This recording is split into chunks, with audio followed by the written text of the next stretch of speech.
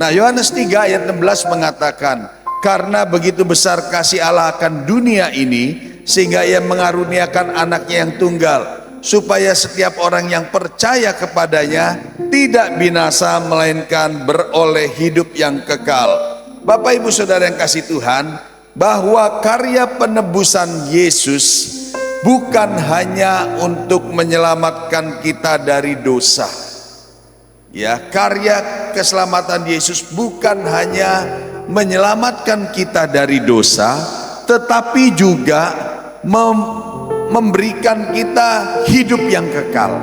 Amin saudara. Artinya waktu kita, bukan hanya dosa kita diampuni, tapi waktu kita mati, kita beroleh keselamatan dan kita akan masuk dalam surga yang Tuhan janjikan. Nah, Yohanes 8 ayat 36 mengatakan, jadi apabila anak itu memerdekakan kamu, kamu pun benar-benar merdeka. Bapak ibu, merdeka di sini artinya iblis sudah tidak punya akses lagi untuk masuk dalam hidup kita. Iblis sudah tidak punya hak legal lagi untuk masuk mengobok-obok hidup kita. Itu artinya merdeka.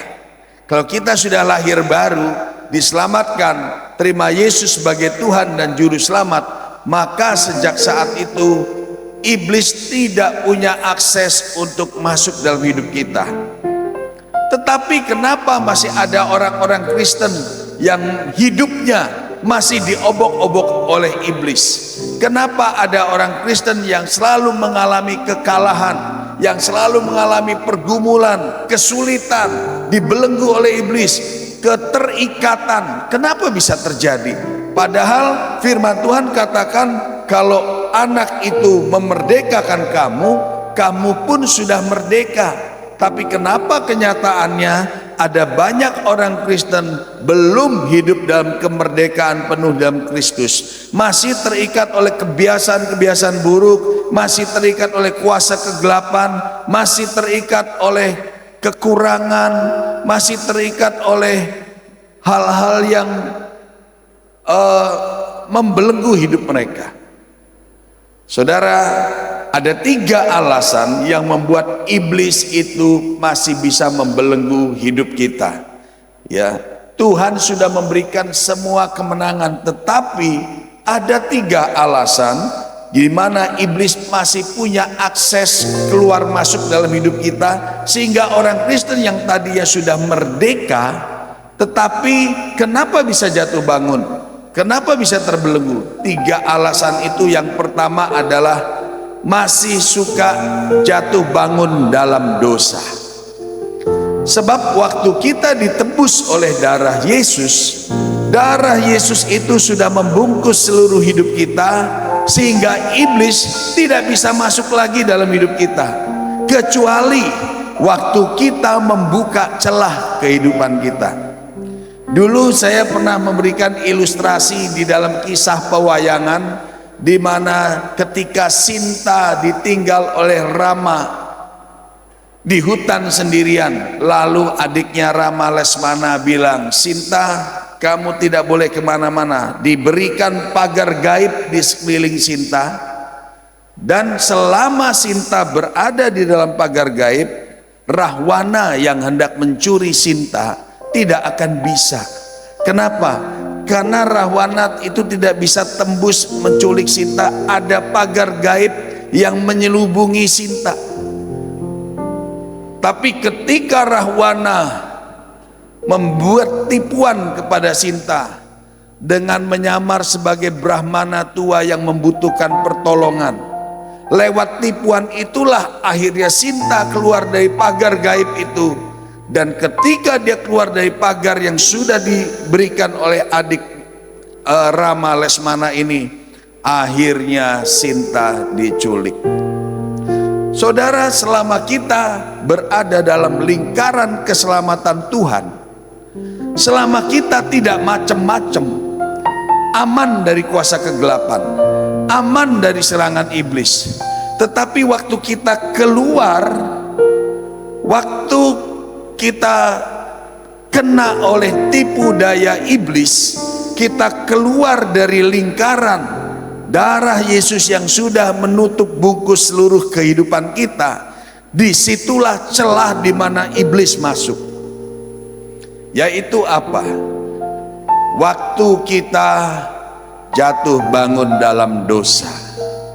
Ketika kita jatuh dalam dosa, kita sedang membuat celah dalam kehidupan kita, sehingga itulah iblis punya akses legal untuk masuk dalam hidup kita. Baik itu dosa-dosa perzinahan, dosa-dosa yang bersifat kriminalitas, termasuk dosa penyembahan berhala.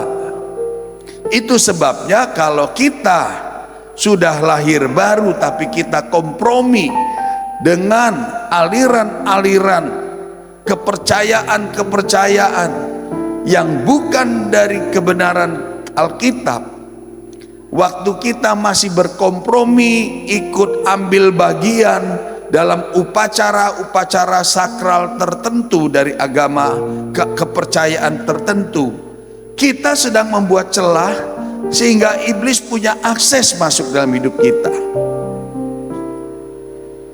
Kemarin sharing sore dengan Pak Herson cerita, dulu kehidupan Pak Herson rusak, kacau, sekarang sudah berada dalam kasih karunia. Dan Pak Herson cerita, saya nggak berani macem-macem lagi. Kenapa?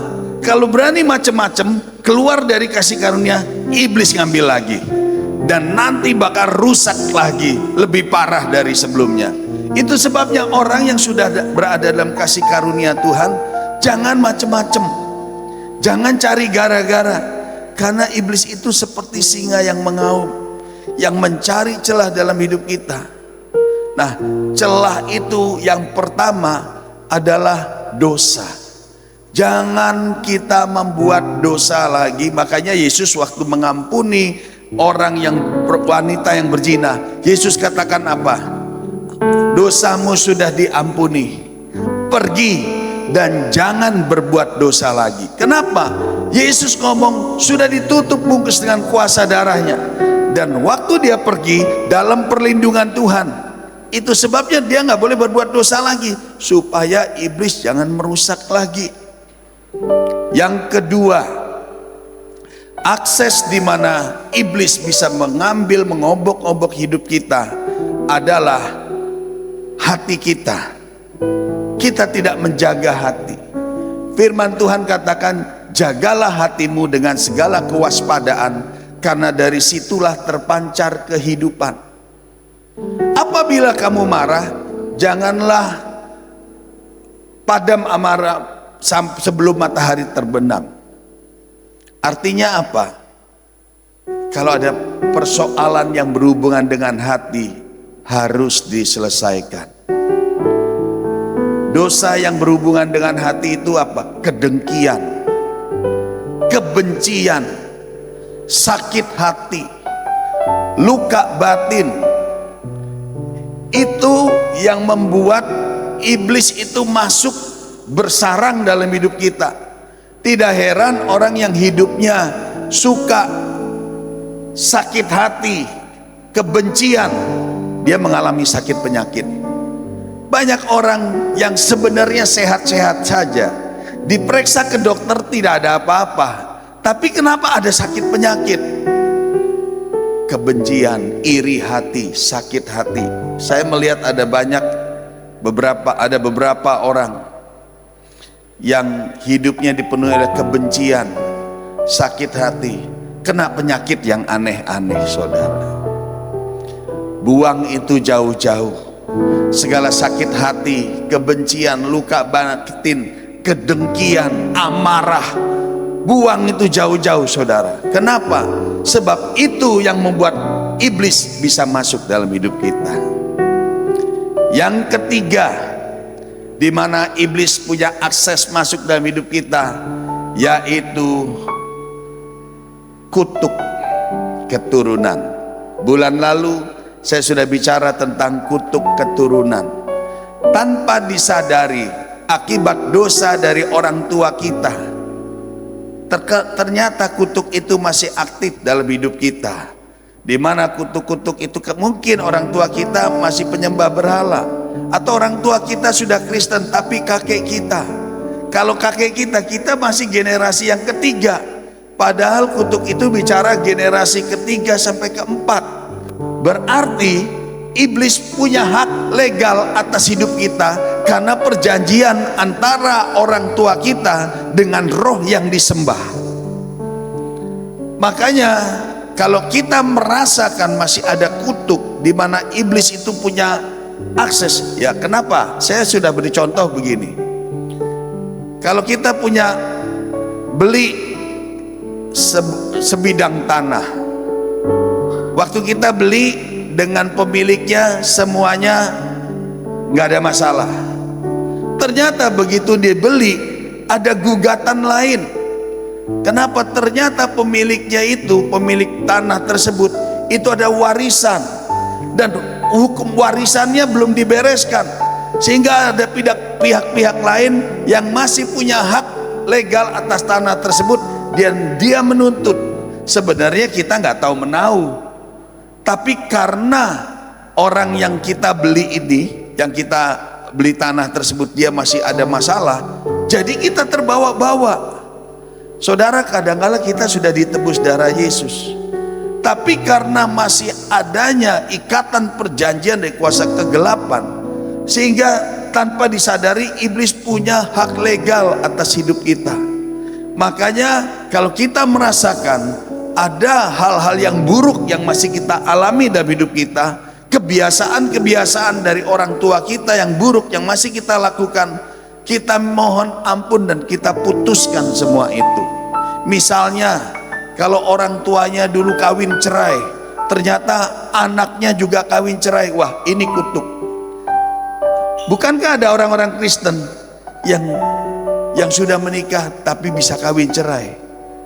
Kenapa? Padahal sudah diikat oleh pernikahan, dan firman Tuhan mengatakan apa yang dipersatukan Tuhan tidak dapat dipisahkan oleh manusia. Tetapi kenapa masih bisa? Sudah dimeteraikan, tapi kenapa masih bisa cerai? Karena iblis punya akses. Nah, hal seperti itu harus diputuskan. Kenapa bapaknya dulu main perempuan, anaknya sudah Kristen, ternyata main perempuan juga? Iblis itu masih punya hak atas anaknya.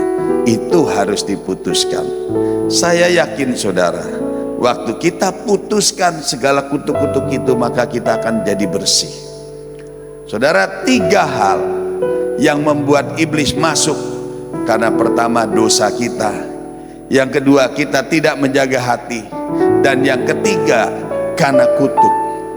3 hal itu saudara harus waspadai. Kalau saudara semua bisa menjaga ketiga hal itu, saya yakin saudara, hidup kita adalah hidup yang berkemenangan, hidup yang dikuasai oleh Roh Kudus. Tidak ada satupun iblis yang bisa mengganggu atas hidup kita. Nah, yang berikutnya saudara, selama kita hidup di dunia ini, kita juga disediakan segala berkat rohani di dalam surga, dan tinggal kita ambil. Bukan hanya keselamatan kekal yang diberikan oleh Tuhan nanti waktu kita meninggal, tetapi saat ini waktu kita hidup dalam dunia ini, Tuhan juga memelihara hidup kita dengan menyediakan segala berkat-berkat rohani buat kita. Tetapi berkat-berkat rohaninya itu masih di dalam sorga. Efesus 1 ayat 3 ya. Berkat-berkat rohani itu sudah diberikan kepada kita. Kita lihat, terpujilah Allah dan Bapa Tuhan kita Yesus Kristus, yang dalam Kristus telah mengaruniakan kepada kita segala berkat.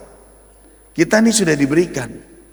Cuma masalahnya masih di dalam kerajaan sorga, sementara keberadaan kita ini masih di bumi.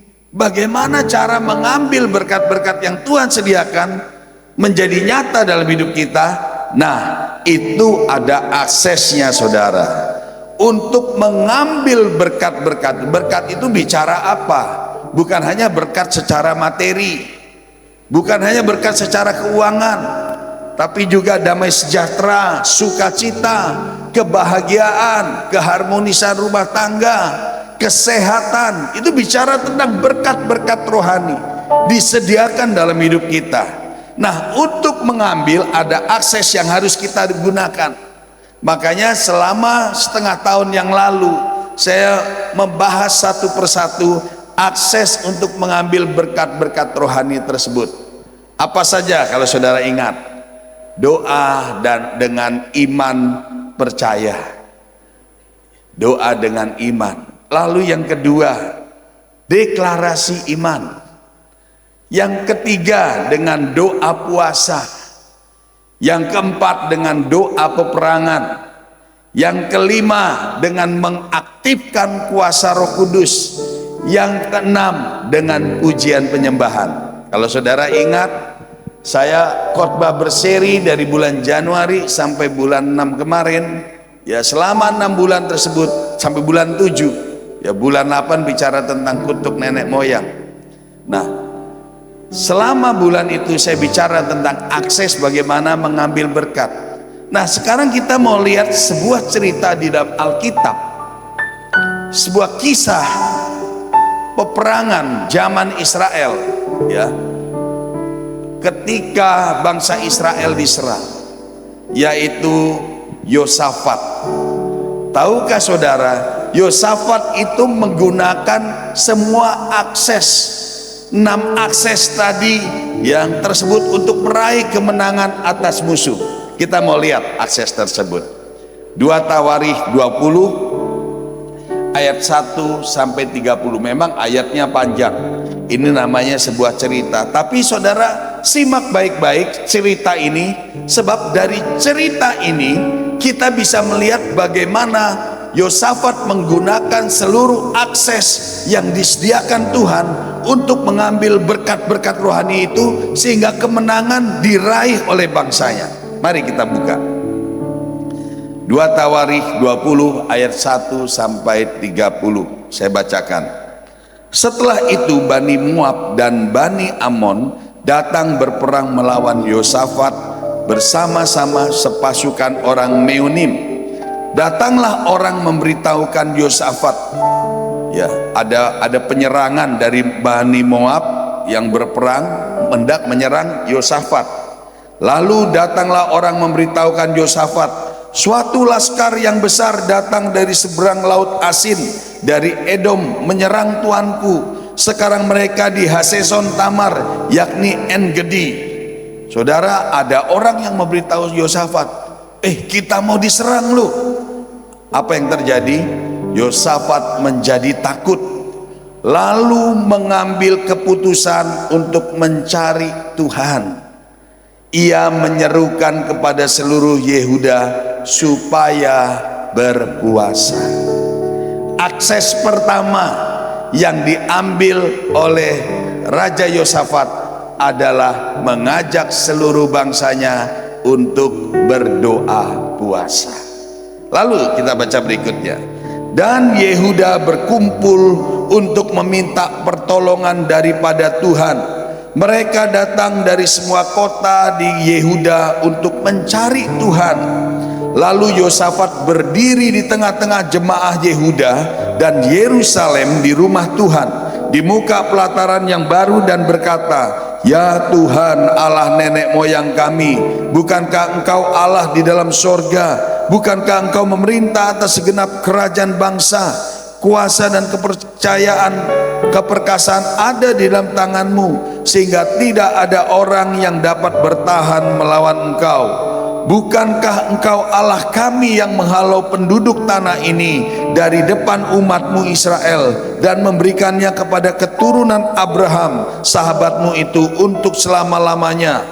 Lalu mereka mendiami tanah itu dan mendirikan bagi-Mu tempat kudus untuk nama-Mu. Kata mereka, bila sesuatu malapetaka menimpa kami, yakni pedang, penghukuman, penyakit sampar atau kelaparan, kami akan berdiri di muka rumah ini di hadapan-Mu. karena namamu tinggal dalam rumah ini, dan kami akan berseru kepadamu di dalam kesesakan kami sampai engkau mendengar dan menyelamatkan kami.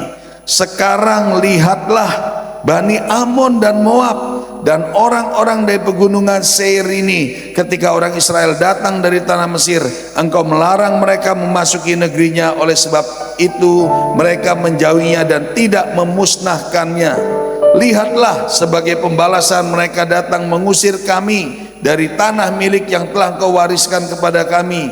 Ya Allah kami, tidakkah engkau akan menghukum mereka? Karena kami tidak mempunyai kekuatan untuk menghadapi laskar yang besar ini yang datang menyerang kami. Kami tidak tahu apa yang harus kami lakukan, tetapi mata kami tertuju kepadamu. Perhatikan saudara, kami tidak tahu apa yang harus kami lakukan, tetapi mata kami tertuju kepadamu. Sementara itu Yehuda berdiri di hadapan Tuhan, juga segenap doa keluarga mereka dengan istri dan anak-anak mereka. Nah saudara, apa yang dinaikkan oleh Yosafat tadi itu bicara tentang doa dengan iman percaya. Dia cerita semua doanya, dia sampaikan, dia doa dengan sungguh-sungguh. Dia percaya apa yang didoakan itu pasti didengar oleh Tuhan. Makanya dikatakan, tetapi mata kami tertuju kepadamu. Ini bicara tentang doa dengan iman percaya. Kita sambung lagi saudara. Lalu Yahaziel bin Jagaria bin Benaya bin Matanya, seorang Lewi dari Bani Asaf, dihinggapi roh Tuhan di tengah-tengah jemaah. Perhatikan, dihinggapi roh Tuhan di tengah-tengah jemaah dan berseru, camkanlah hai seluruh Yehuda dan penduduk Yerusalem dan tuanku Raja Yosafat, beginilah firman Tuhan kepadamu. Karena mereka dikuasai oleh roh Tuhan, karena mereka dikuasai, dihinggapi roh Tuhan, maka lewat roh Tuhan yang ada dalam diri mereka, mereka berpesan begini, janganlah takut, kamu takut dan terkejut karena laskar yang besar ini, sebab bukan kamu yang akan berperang, melainkan Allah. Saudara, ini akses yang dipakai oleh mereka, yaitu apa? Mengaktifkan kuasa Roh Kudus. Mereka dihinggapi oleh Roh Kudus. Ini bicara tentang mengaktifkan kuasa Roh Kudus.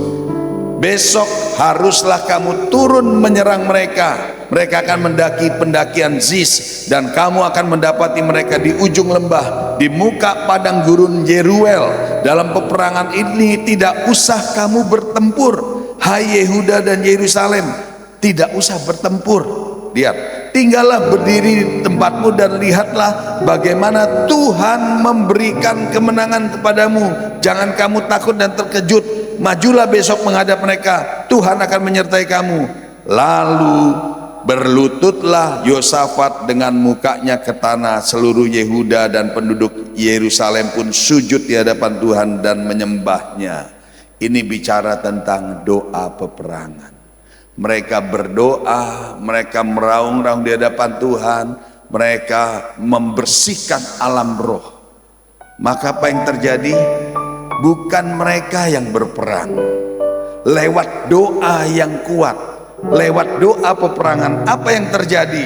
Ini yang terjadi. Kemudian orang Lewi dan Bani Kehat dan Bani Korah bangkit berdiri. Nah, ini kombinasi lagi untuk menyanyikan puji-pujian bagi Tuhan Allah Israel dengan suara yang sangat nyaring. Ini bicara tentang pujian dan penyembahan. Keesokan harinya pagi-pagi mereka maju menuju padang gurun Tekoa. Ketika mereka hendak berangkat, berdirilah Yosafat dan berkata, dengar, hai Yehuda dan penduduk Yerusalem, percayalah kepada Tuhan Allahmu dan kamu akan tetap teguh. Percayalah kepada nabi-nabinya dan kamu akan berhasil. Ini bicara tentang apa? Deklarasi iman. Saudara, seluruh perangkat akses ini digunakan oleh mereka untuk memperoleh kemenangan. Apa yang terjadi? Setelah ia berunding dengan rakyat yang mengangkat orang-orang yang menyanyi nyanyian untuk Tuhan dan memuji Tuhan dalam pakaian kudus yang semarak pada waktu mereka keluar di muka orang-orang bersenjata sambil berkata, nyanyikanlah nyanyian syukur bagi Tuhan, bahwasanya untuk selama-lamanya kasih setianya. Mereka lakukan pujian penyembahan. Nah, kita lihat ketika mereka mulai bersorak-sorai dan menyanyikan pujian, dibuat Tuhanlah, perhatikan ini, penghadangan terhadap Bani Amon dan Moab dan orang-orang dari pegunungan Seir yang hendak menyerang Yehuda, sehingga mereka terpukul kalah. Lalu Bani Amon dan Moab berdiri menentang penduduk Seir. Mereka berperang sendiri akhirnya, saudara. Tadinya mereka mau menyerang bangsa Israel, tetapi mereka justru berperang sendiri. Bani Amon, Moab menentang penduduk Seir, saudara. Padahal pengguna hendak menumpas dan memunahkan mereka. Padahal penduduk di pegunungan Seir juga mau menyerang, tapi mereka jadi berantem sendiri, perang sendiri. Segera setelah mereka membinasakan penduduk Seir, mereka saling bunuh-membunuh. Ketika orang Yehuda tiba di tempat peninjauan di padang gurun, mereka menengok ke tempat laskar itu. Tampaklah semua telah menjadi bangkai berhantaran di tanah, tidak ada yang terluput. Saudara, mereka tidak berperang, mereka hanya menaikkan pujian penyembahan. Mereka cuma berdoa puasa, mereka berdoa peperangan, mereka deklarasi iman, mereka berdoa puasa dan mengaktifkan kuasa Roh Kudus.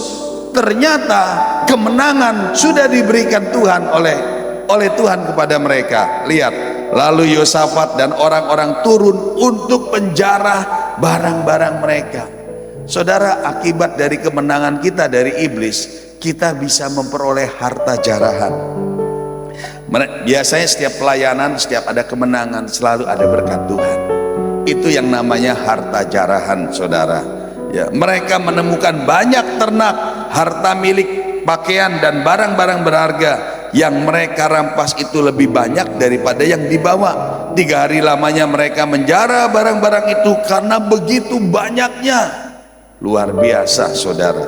Pada hari keempat mereka berkumpul di lembah pujian. Di sanalah mereka memuji Tuhan, dan itulah sebabnya orang menamakan tempat itu lembah pujian hingga sekarang. Lalu pulanglah sekalian orang Yehuda dan Yerusalem dengan Yosafat di depan. Mereka kembali ke Yerusalem dengan sukacita karena Tuhan telah membuat mereka bersukacita karena kekalahan musuh mereka. Ingat, berkat-berkat itu sudah disediakan Tuhan. Tinggal mereka mengambil dengan seluruh akses yang ada, dan Tuhan memberikan kemenangan kepada mereka. Ketakutan yang dari Allah menghinggapi semua kerajaan negeri-negeri lain ketika mereka mendengar bahwa Tuhan yang berperang melawan musuh-musuh Israel. Berkat itu sudah disediakan. Waktu kita ambil, berkat itu turun sendiri. Kemenangan itu turun sendiri karena Tuhan yang memberikan kemenangan. Dan kerajaan Yosafat amanlah karena Allahnya mengaruniakan keamanan kepada segala penjuru. Saudara, kisah ini sedang mengajarkan kepada kita, gunakanlah akses-akses ini untuk menarik berkat Tuhan yang sudah disediakan dalam Efesus 1 ayat 3 sehingga menjadi kenyataan dalam hidup kita. Setelah kita berada di dalam lingkup Tuhan, setelah kita berada di dalam keselamatan Tuhan, kita bukan cuma dibersihkan dari dosa, kita bukan cuma memperoleh hidup kekal nanti, tapi waktu kita hidup dalam dunia ini, Tuhan memberkati segala berkat-berkat itu kepada kita. Dan bagaimana cara mengambilnya? 6 akses tadi yang harus saudara lakukan dalam setiap hari, dalam setiap pergumulan hidup saudara. Gunakan 6 akses itu. Doa dengan iman. Saya yakin pergumulan hidup saudara, waktu saudara berdoa dengan iman, nanti ibadah 2 sore saya akan bicara dengan doa dengan iman. Dengan doa tersebut kita bisa menarik berkat-berkat Tuhan. Kemudian deklarasi iman, kemudian doa puasa. Jadi kalau ada masalah, lakukan itu. Saudara bisa doa puasa, saudara bisa doa peperangan, saudara bisa gunakan iman berdoa saudara dengan iman, saudara bisa deklarasi iman, saudara bisa aktifkan kuasa Roh Kudus. Roh yang ada dalam dirimu lebih besar dari roh apapun dalam dunia ini. Dan satu lagi, ada kuasa di dalam pujian penyembahan. Makanya orang Kristen itu senang pujian penyembahan. Tahukah saudara, saya waktu melayani camp pemulihan di satu camp pemulihan waktu itu daerah Puncak. Pada waktu itu mau sesi pelayanan pelepasan. Sebelum dimulai, sebelum hamba Tuhan berbicara tentang pelayanan pelepasan, baru pujian penyembahan. Ternyata Tuhan sudah bereskan semua. Mereka belum mendengar firman tentang pelepasan, mereka belum dilayani pelepasan.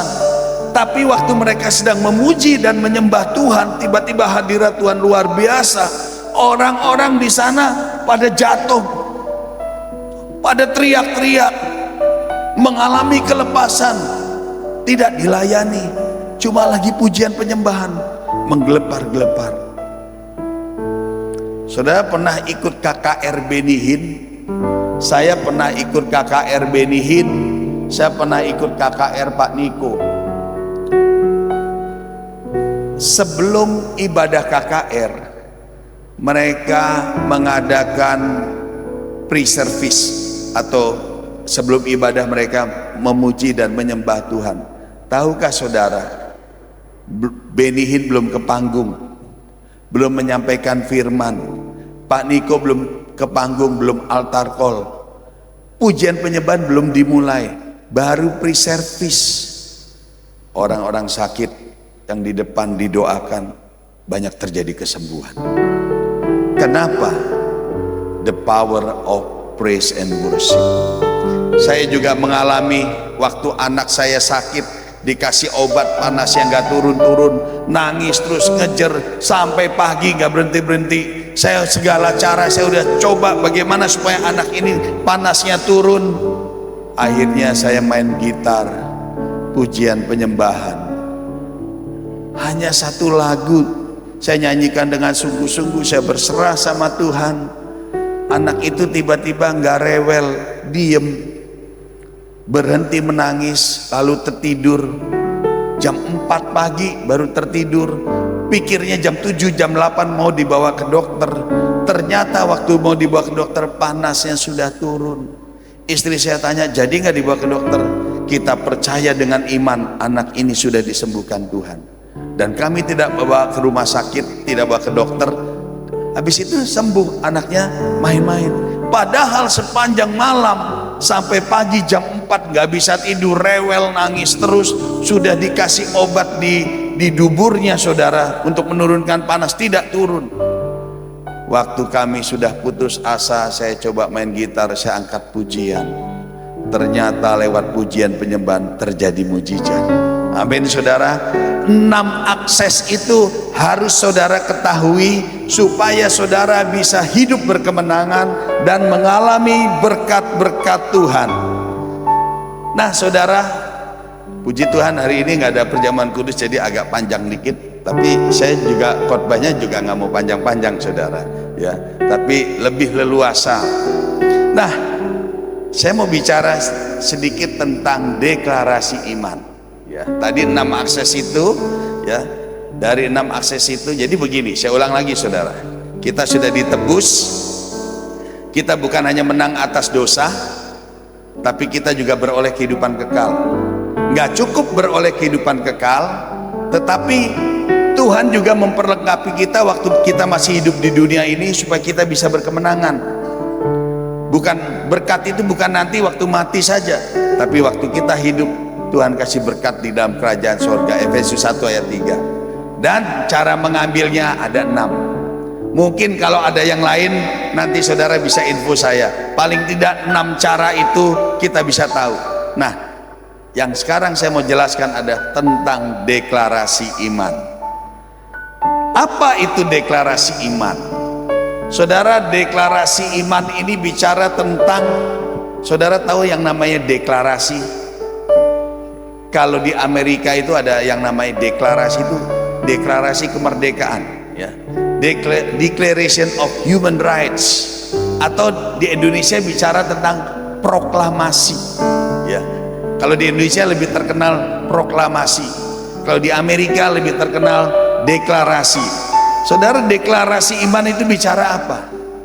Deklarasi itu pernyataan tentang posisi manusia rohani kita. Kalau proklamasi itu kan pernyataan tentang kemerdekaan bangsa Indonesia. Tapi kalau deklarasi iman, kita sedang menunjukkan kepada iblis tentang posisi rohani kita, manusia rohani kita yang sudah diberikan otoritas kemenangan oleh Yesus Kristus. Karena kita sudah ditebus oleh darah Yesus, kita diberikan otoritas kemenangan oleh Yesus, yaitu kemenangan atas dunia, kemenangan atas dosa, kemenangan atas maut, kemenangan atas musuh kita, yaitu iblis, pemerintah-pemerintah, dan penguasa-penguasa di udara. Itu pernyataan iman. Kita diberikan otoritas. Itu posisi manusia rohani kita. Dan iblis harus tahu bahwa otoritas kita di atas mereka. Iblis ada di bawah kaki kita, saudara. Dan yang kedua, bahwa berkat-berkat rohani itu menjadi milik kita, sebab kita adalah ahli waris kerajaan sorga. Kita harus menyadari itulah deklarasi iman kita. Saudara, mengapa kita perlu deklarasi iman? Kenapa kita perlu deklarasi iman, saudara? Untuk menunjukkan kepada iblis dan semua makhluk bahwa sesuai dengan yuridiksi hukum yang sah. Perhatikan saudara, ini saya agak sedikit bahasa yang hukum. Sesuai dengan yuridiksi hukum yang sah dan tidak terbantahkan, posisi manusia roh kita sudah digantikan Yesus Kristus, bahwa di dalam nama Yesus Kristus bertekuk lutut kepada kita segala yang ada di langit dan di atas bumi dan di bawah bumi, dan bahwa kita sudah mengalahkan dunia ini, nabi-nabi palsu, pemerintah-pemerintah dan penguasa di udara, maut dan kuasa dosa. Itulah mengapa kita perlu deklarasi, dan juga untuk menunjukkan kepada iblis bahwa iblis tidak ada satupun bisa mencuri berkat-berkat yang Tuhan sudah sediakan dalam Efesus 1 ayat 3 tersebut, kecuali kalau kita buka celah ketiga hal tadi. Kita masih jatuh bangun dalam dosa, hati kita masih terluka, sakit hati, itu akses iblis untuk masuk. Dan yang ketiga, kutuk, saudara. Nah, ini kebenaran yang harus saudara pegang, yaitu bahwa kita sudah memiliki otoritas mengalahkan iblis dengan melakukan praktek kuasa supernatural di dalam Yesus Kristus. Itu kuasa yang diberikan Tuhan. Dan yang kedua, kita juga punya akses mengambil seluruh berkat Tuhan. Sekarang saya mau bicara tentang yuridiksi yang tadi saya sebutkan, tentang hukum. Saudara, apa yang dimaksud dengan yuridiksi dalam hukum? Ini penting, saudara.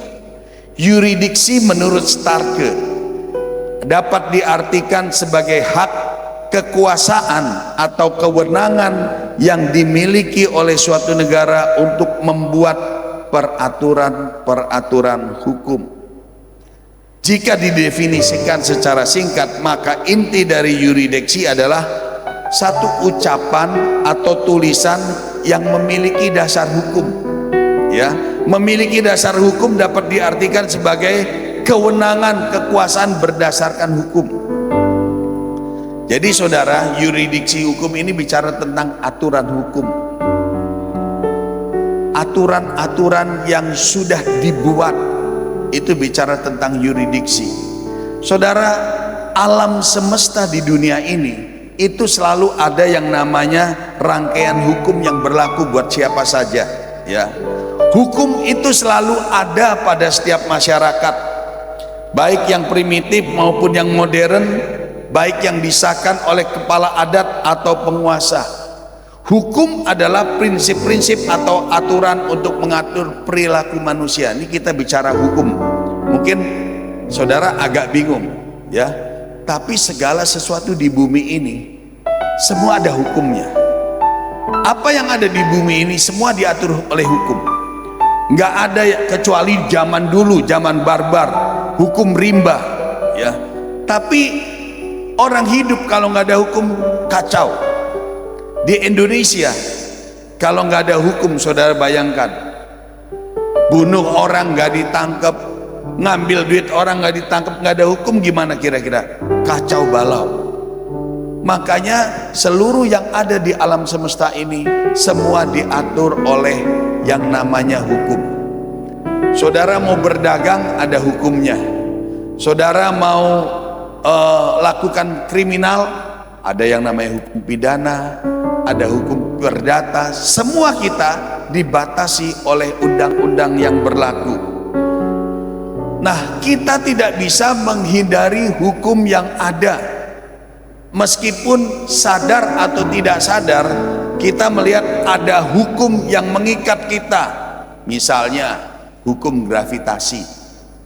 Saudara, kenapa kita nggak bisa terbang, nggak bisa melayang? Kita terikat oleh hukum yang namanya hukum gravitasi. Ada juga hukum fisika, hukum matematika. Kenapa 2 tambah 2 4? Ya hukumnya segitu. Ada dalilnya, ya. Itulah hukum, saudara. Ada aturan yang berlaku yang harus ditaati, ya. Hukum fisika, hukum sebab akibat, hukum tabur tuai, itu ada di alam semesta. Nah, sekarang yang saya mau jelaskan, sebagaimana alam nyata yang kita alami sekarang, alam roh juga diatur oleh yang namanya hukum dan protokol rohani. Hukum rohani yang harus kita pahami adalah hukum yuridiksi. Saudara, artinya apa? Sejak awal penciptaan, Allah sudah membuat yuridiksi hukum atau ketetapan hukum atau aturan hukum yang harus ditaati. Contoh apa? Di Kejadian 1 ayat 20, dalam Kejadian 1, bentar. Oh, sebelum itu saya mau bicara dulu gini. Yakobus 4 ayat 2 mengatakan begini, ada satu pembuat hukum dan hakim, yaitu Dia yang berkuasa menyelamatkan dan membinasakan. Tuhan itu sudah membuat hukum dari awalnya. Contoh hukum yang dibuat Tuhan. Waktu Tuhan menciptakan semuanya, Dia bilang semuanya sangat baik. Lalu Dia berikan mandat kepada manusia, kuasai, berkuasalah atas ikan-ikan di laut dan taklukkan semua itu. Mandat untuk memerintah di bumi ini sudah diberikan Tuhan. Itu yang namanya hukum. Tetapi Tuhan juga memberikan satu hukum lain, yaitu ketika ada di Taman Eden, Tuhan bilang, semua pohon yang ada di taman ini boleh kamu makan buahnya, hanya satu pohon tentang pengetahuan yang baik dan yang jahat. Waktu kamu makan pohon ini, kamu akan mati. Dan ternyata, saudara, manusia melanggar. Akibat pelanggaran manusia itu sebabnya manusia dibuang keluar dari Taman Eden. Mungkin kita berpikir, kan Tuhan Maha Pengampun, diampuni aja. Ingat, saudara, iblis itu juga patuh hukum. Iblis taat sama hukum. Makanya dia lihat kalau Tuhan sudah ngomong begitu dan dilanggar oleh manusia, lalu Tuhan mengampuni, berarti Tuhan digugat sama iblis. Oh, nggak fair dong Tuhan. Tuhan yang bikin hukum, Tuhan sendiri yang melanggar. Contoh, saudara, saya ada menteri-menteri yang dekat dengan Presiden Jokowi. Hubungannya baik, hubungan dekat. Tetapi waktu ada menterinya yang melakukan kejahatan, misalnya melakukan korupsi, secara hukum menteri itu ditangkap. Apakah Jokowi bisa membebaskan? Jokowi nggak bisa membebaskan, saudara. Kenapa? Karena aturan hukum sudah mengatur demikian. Dia melakukan tindak pidana korupsi, makanya tidak bisa dilakukan apa-apa. Jokowi walaupun teman, dia sebagai presiden punya kuasa, tapi karena orang ini sudah melanggar aturan yang sudah dibuat oleh hukum, maka Jokowi nggak bisa apa-apa. Makanya ketika manusia jatuh dalam dosa, dia termakan oleh kutuk Tuhan. Bahkan waktu manusia jatuh, kutuk keturunan yang ketiga, keempat itu akan dialami. Itulah yang diambil iblis. Nah, dalam hal ini saudara harus tahu, iblis itu sebagai pendakwa, iblis itu sebagai jaksa, Tuhan itu sebagai pembela. Makanya kita harus tahu hukum-hukum. Apa itu hukum-hukum? Hukum-hukum itu ada di dalam Alkitab, saudara. Makanya kalau dunia ini tidak ada hukum, kacau. Amsal 29 ayat 18 mengatakan, bila tidak ada wahyu, menjadi liarlah rakyat, berbahagialah orang yang berpegang pada hukum. Wahyu ini bicara apa? Hukum. Kalau nggak ada hukum, maka rakyat ini bisa kacau. Segala sesuatu diatur oleh hukum. Makanya saudara, iblis tahu Allah yang membuat aturan hukum, dan iblis tahu tentang hukum Allah. Makanya dia selalu cari kelemahan kita. 1 Petrus 5 ayat 8 mengatakan, sadarlah dan berjaga-jagalah, lawanmu si iblis berjalan keliling sama seperti singa yang mengaum, yang mencari orang yang dapat ditelannya. Jadi di sini iblis keliling, dia berusaha cari. Orang menemukan kesalahan, dia ambil, dituntut di depan Tuhan. Sebab iblis itu berdiri di hadapan Tuhan. Wahyu 12 ayat 10. Iblis itu mendakwa kita siang dan malam di hadapan Allah. Makanya tadi saya bilang, selama orang tidak melanggar ketiga ketetapan yang dibuat, yaitu tidak jatuh bangun dalam dosa, jaga hati kita, dan kita sudah lepas dari kutuk dan tidak kembali lagi dalam kutuk, iblis itu nggak bisa punya akses, saudara. Dia nggak ada hak mengatur-ngatur hidup kita lagi, karena kita sudah dibersihkan oleh Tuhan. Iblis itu nggak punya hak, kecuali dia cari celah waktu kita melanggar hukum. Makanya saudara, iblis itu sebagai jaksa yang menuntut, Tuhan itu sebagai pengacara. Yesus itu adalah firman Allah. Makanya setiap hari kita harus bergaul dengan firman Allah, supaya kita mengerti banyak tentang hukum-hukum Tuhan dan tidak dibodohi oleh iblis. Nah, setiap hari Yesus itu dengan iblis seperti pengacara dan jaksa. Kalau kita tidak bergaul dengan Tuhan, berarti kita tidak mengerti tentang hukum. Maka kita mudah sekali dituntut oleh jaksa dan tidak bisa melakukan perlawanan apa-apa, dan kita akan kalah. Ini ada hubungannya dengan deklarasi, saudara. Makanya saya agak minggir sedikit, saya jelaskan tentang hukum supaya saudara bisa jelas. Yakobus 1 ayat 25. Tetapi barang siapa meneliti hukum yang sempurna, yaitu hukum yang memerdekakan orang, dan ia bertekun di dalamnya, jadi bukan hanya mendengar untuk melupakannya, tetapi sungguh-sungguh melakukannya, ia akan berbahagia oleh perbuatannya. Itu sebabnya kenapa kita harus banyak baca firman. Sebab firman Allah itu adalah yuridiksi hukum yang dibuat, ketetapan Allah yang dibuat di dalam firman-Nya. dan itu yang menjadi pegangan atas hidup kita. Dan iblis tidak bisa mengganggu gugat kalau kita melaksanakan hukum yang tertulis di dalam Alkitab, saudara. Makanya dikatakan gini, waktu ketika Yosafat tadi mengatakan begini, ketika mereka hendak berangkat, berdirilah Yosafat dan berkata, dengar hai Yehuda dan penduduk Yerusalem, percayalah kepada Tuhan Allahmu dan kamu akan tetap teguh, percayalah kepada nabi-nabinya dan kamu akan berhasil. Ini adalah pernyataan deklarasi dari seorang Raja Yosafat yang mempunyai iman yang teguh. Artinya begini, kita harus percaya apa yang tertulis dalam firman Tuhan dan kita deklarasikan lewat perkataan kita. Sekalipun musuh ada begitu besar di depan kita, tapi waktu kita perkatakan firman, maka kita akan mengalami kemenangan. Demikian juga iman seorang Raja Hizkia ketika diserang oleh Raja Asyur dan pasukannya. Hizkia mendeklarasikan imannya. Hizkia bilang kepada rakyatnya, kuatkan dan teguhkan hatimu. Artinya jangan takut, karena yang menyertai kita lebih banyak daripada yang menyertai lawan. Saudara, iman yang hidup ini bukan iman yang di dalam hati, tetapi iman yang diperkatakan. Artinya begini, saudara,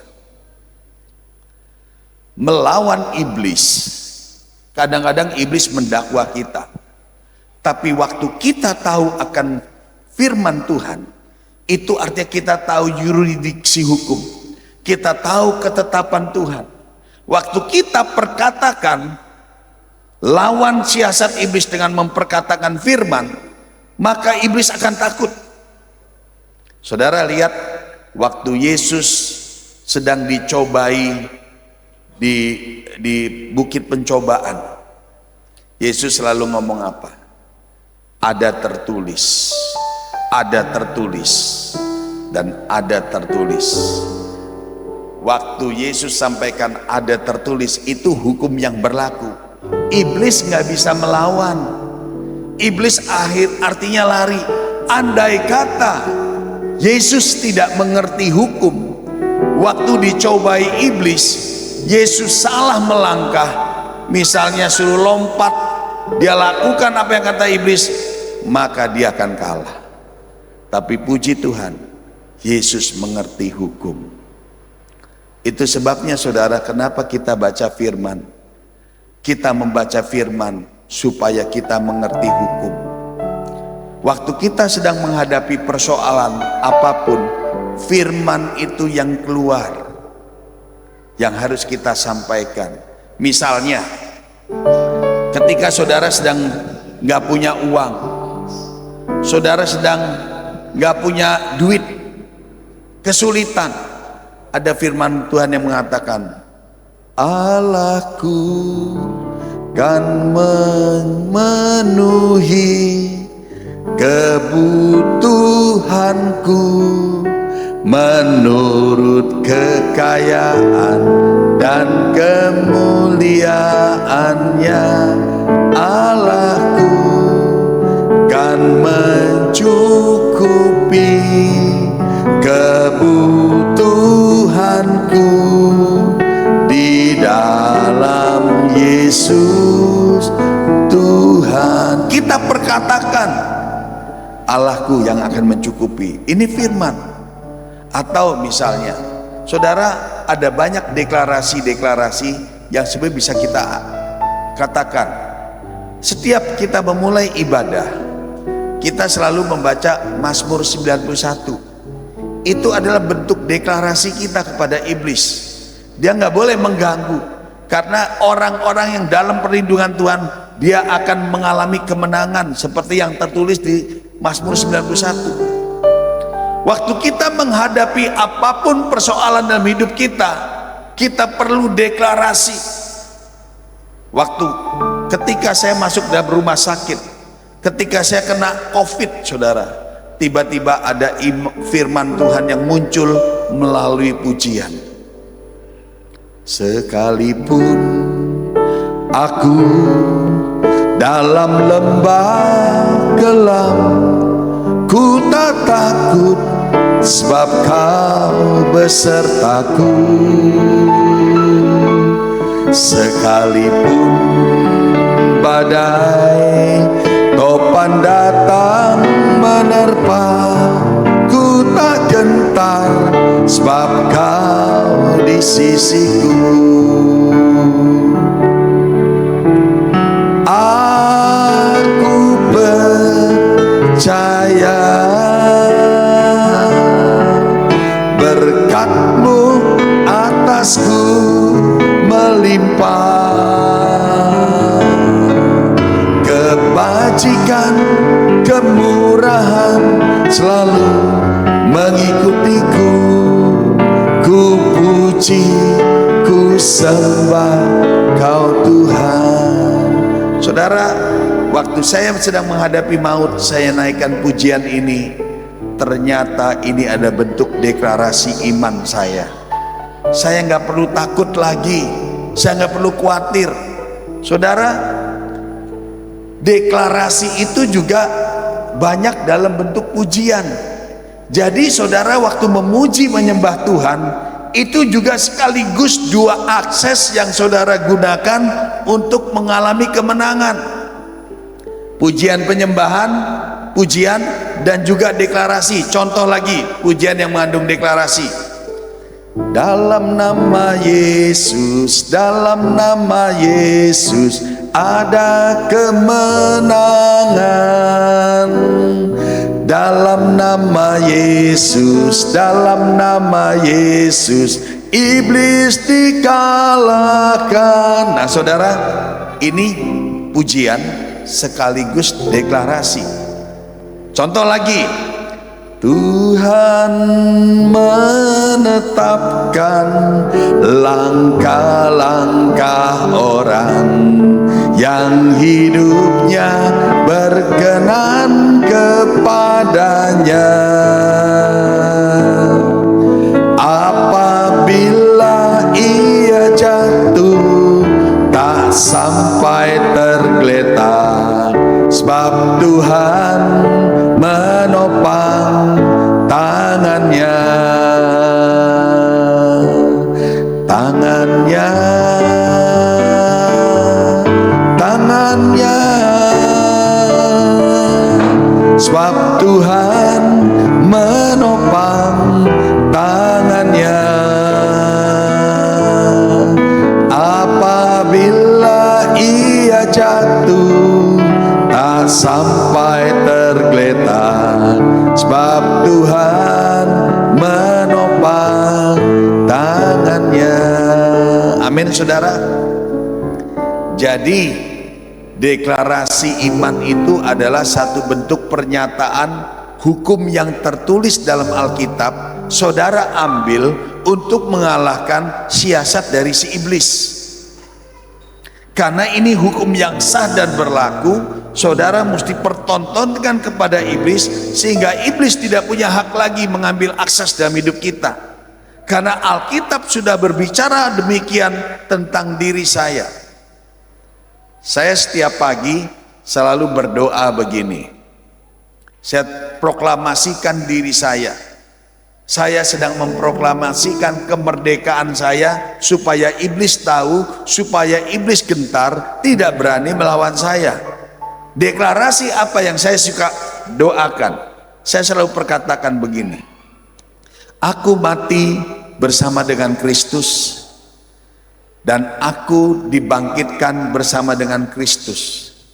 Manusia lamaku telah mati bersama dengan dosa-dosaku. Dan di dalam persekutuan bersama dengan Roh Kudus, aku bukan hanya dibangkitkan, tapi aku diangkat naik, duduk di sebelah kanan Bapa di sorga, memerintah bersama dengan Yesus Kristus. Dan karenanya setiap pemerintahan, setiap penguasa, baik yang ada di kolong langit ini, di bumi, di atas bumi, di langit maupun di bawah bumi, semua ada di bawah kakiku. Sebab roh yang ada dalam diriku lebih besar dari roh apapun dalam dunia ini. Saudara, ini bentuk deklarasi yang saya sampaikan itu semuanya ada di Alkitab. Dan itu sebagai bentuk hukum yang kita perlu tunjukkan supaya iblis tahu dan iblis tidak bisa mengganggu kita. Waktu iblis tahu posisi rohani kita, dia tidak bisa mengambil akses dalam hidup kita. Makanya kita selalu hidup berkemenangan. Yang penting jangan membuat celah.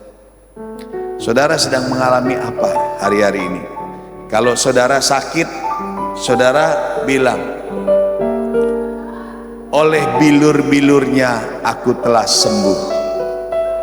Yesus mati bukan hanya menebus dosaku, tetapi lewat kematiannya, bilur-bilurnya telah menyembuhkan aku. Kalau saudara dalam keadaan susah, karena Tuhan sudah menyediakan mati bagiku, dia menjadikan dirinya miskin supaya aku menjadi kaya oleh karena kemiskinannya. Jadi kita harus ambil kebenaran firman Tuhan itu sebagai deklarasi dalam hidup kita, sehingga kita boleh mengalami kemenangan. Kalau sakit, katakan aku sembuh dalam nama Yesus. Kalau saudara sedang lagi dalam pergumulan, aku percaya Tuhan akan berperang dalam hidupku. Itulah bentuk deklarasi saudara. Seperti Hizkia, seperti Yosafat, dia selalu mendeklarasikan imannya. Amin saudara. Dengan demikian, waktu setiap hari kita deklarasikan iman kita, maka kita akan memperoleh kemenangan. Saudara, saya seringkali deklarasi.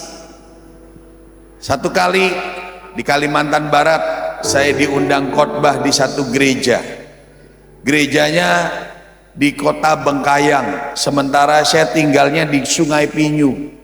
Pagi saya pelayanan di Sungai Pinyu, sore saya diundang, malam jam 7 malam diundang di GBI Gregorio yang ada di Bengkayang.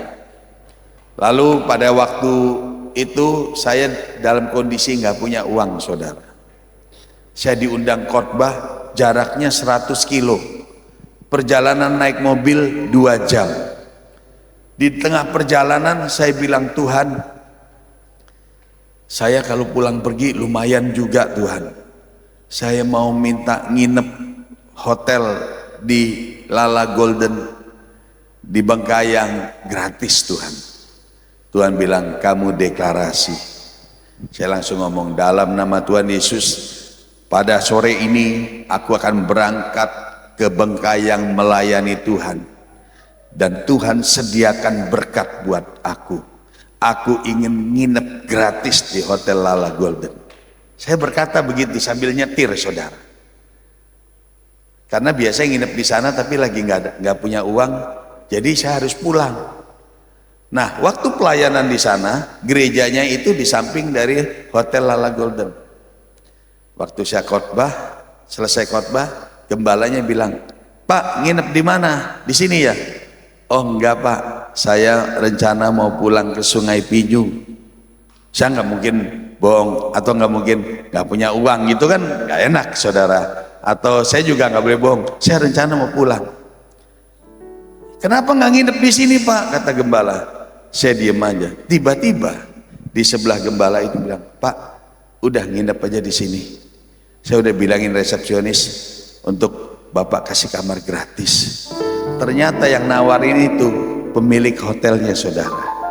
Saya nginep gratis, saya menangis. Sekarang saya kalau ke Bengkayang sama ke Ngabang dapat nginep gratis, lapor dia dikasih gratis saudara, hotel bintang 3. Amin saudara. Saya sering kali deklarasi waktu pelayan di Kalimantan Barat, di satu pedalaman naik motor dan cuaca mendung. Kalau naik mobil nggak bisa karena akses yang dipakai untuk ke sana tuh harus pakai motor. Kalau pakai mobil, wah jalanannya rusak parah. Tapi mau naik motor hujan deras, mendung, mau hujan deras. Saya pergi sama Pak Yosep Panggabean, ya yang baptis Pastor Thomas, diajak pelayan ke desa.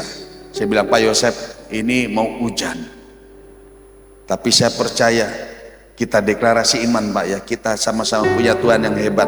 Kalau Tuhan dulu bisa menahan hujan, kita juga bisa menahan hujan. Saya bilang dalam nama Tuhan Yesus tidak hujan, pulang pergi semuanya aman. Kalau mendung tidak masalah, tetapi tidak hujan. Saudara, pergi tidak hujan, pulang bunyi gluduk-gluduk, waduh ini bakal hujan deras, gelap. Kita pulang sambil bawa duren, karena di kampung desa tersebut sumbernya duren, bawa duren banyak. Saya berdoa lagi, saya boncengan sama istri saya, Pak Yosep dengan Pak Denny. Lalu kita berdoa lagi, tidak hujan dan tidak hujan, saudara. Keringo, saya pernah naik motor, gelap, mau hujan, saya perkatakan tidak hujan dan tidak hujan. Hal-hal yang sepele saya perkatakan, saudara. Saya belajar mempraktekkan. Saya diundang sama Pak Andi dari Pontianak. Habis pelayanan sore, Pak Andi bilang begini, Pak, di mana? Udah pelayanan? Udah. Pak, kesini Pak, refleksi. Oh, boleh Pak. Saya pergi refleksi, saudara. Pas malam Lebaran di sana. Tetapi waktu mau parkir di refleksi itu, parkirannya penuh. Sampai 2 kali saya muter, penuh. Karena malnya macet, padat, penuh. Saya lupa, Tuhan ingatkan, kenapa engkau tidak deklarasi? Langsung saya cuma ngomong singkat, sediakan tempat buat aku, sebab anak raja mau parkir. Baru ngomong begitu, saudara, depan refleksi itu ada mobil keluar, dan saya bisa langsung masuk, saudara. Saya pernah beberapa waktu lalu mau naik pesawat, terus hampir ketinggalan pesawat gara-gara Grabnya itu mogok di tengah jalan. Jadi saya harus pesan Grab lagi. Dan karena saya sudah booking, jadi nggak ada cabin, sudah booking check-in secara checking seat, saudara. Tempat duduknya sudah check-in. Jadi saya juga nggak ada bagasi. Ya mepet waktunya. Pokoknya nyampe langsung masuk pesawat begitu, boardingnya pas. Nah, karena kena mobilnya mogok di jalan, jadi waktunya molor.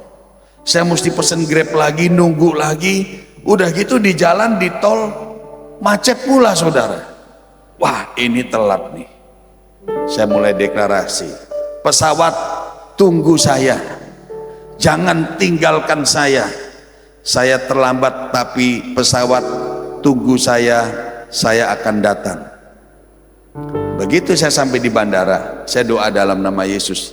Begitu saya sampai di bandara, sudah telat 15 menit. Wah, saya buru-buru. Di depan ada pengumuman, pesawat delay.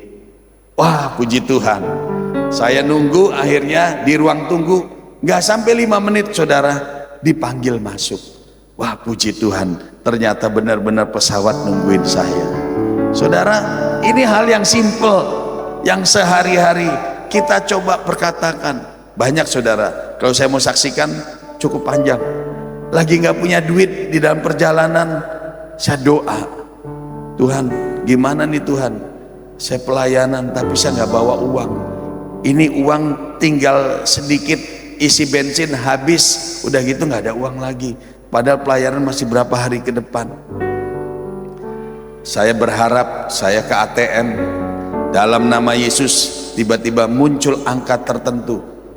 Begitu saya lihat saldonya masih sama. Aduh, sedih saya. Pulang saya nangis, nginep di rumah teman saya. Tuhan, buat besok gimana, buat makan, buat bensin gimana, nggak ada duit Tuhan. Saya doa pujian penyembahan. Malamnya, pagi saya doa pujian penyembahan. Saya lihat ke ATM lagi, belum ada, saudara. Waduh, apa iman saya kurang kuat nih, saudara. Tapi saya yakin Tuhan menyediakan. Saya sebenarnya gampang aja kalau mau. Saya bisa telepon istri saya atau teman, tolong dong pinjam duit dulu, transfer ke ATM. Tapi saya belajar beriman. Tuhan, ini pelayanan untuk pekerjaanmu. Saya nggak punya duit, pas-pasan. Tapi saya yakin dan percaya Tuhan pasti memberkati saya.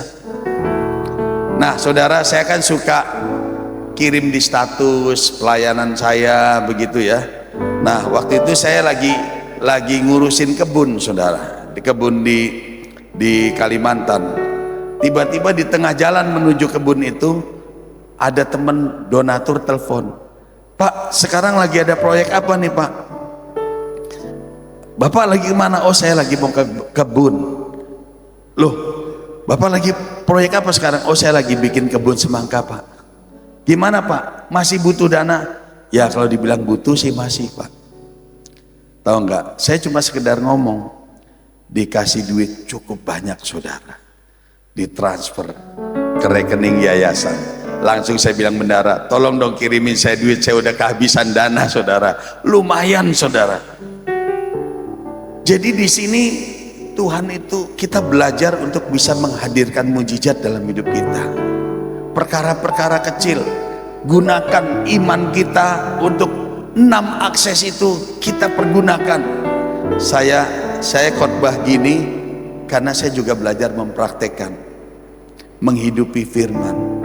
Sebab khotbah yang hidup adalah menghidupkan apa yang kita khotbahkan dan mengkhotbahkan apa yang kita hidupi.